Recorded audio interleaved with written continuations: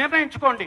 నేను ఒకటే చెప్తున్నా, సిద్ధార్థ రెడ్డి అన్నాడు, సిద్ధార్థ రెడ్డి ఒకటే చెప్పాడు, లోకల్ బాడీ ఎలక్షన్స్ వస్తున్నాయి.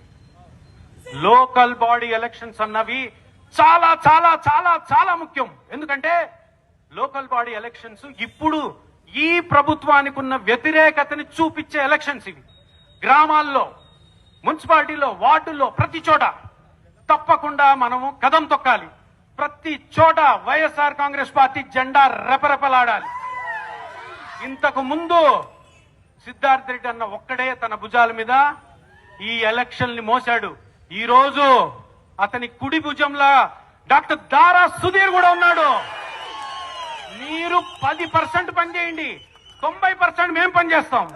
మీరు 10% డబ్బులు పెట్టుకోండి, 90% మేము పెట్టుకుంటాం.